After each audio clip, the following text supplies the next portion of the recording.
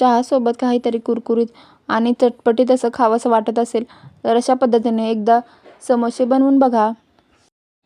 तर समोसे बनवण्यासाठी सगळ्यात आधी 1 वाटी रवा घेतला इथं मी आणि त्यामध्ये चवीनुसार मीठ आणि पाव चमचा मिरची पावडर टाकून घेतली आहे.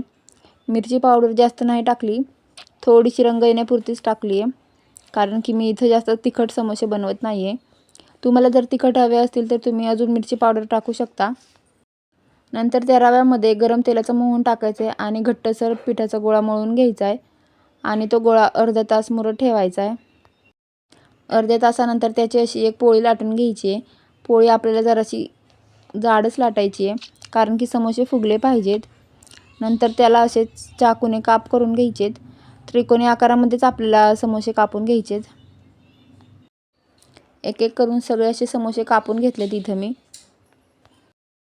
एक एक करून सगळे समोसे वेगळे वेगळे करायचेत, कारण की एकदमच जर ते तेलामध्ये सोडले तर ते चिटकून बसतील. एक एक वेगळा वेगळा करून समोसा सोडला तर मग तो चिटकून बसणार नाही आणि तो व्यवस्थित फुगला पण जाईल. समोसे तेलात सोडताना गॅसची फ्लेम जास्त ठेवायची आहे आणि तेलात सोडून झाल्यानंतर मग ते बारीक गॅस करायचा आहे आपल्याला, कारण की बारीक गॅसवर ते क्रिस्पी होतील. तुम्ही बघू शकता आपले समोसे किती छान असे फुगलेले आहेत. तुम्ही सुद्धा बनवून बघा. बाय.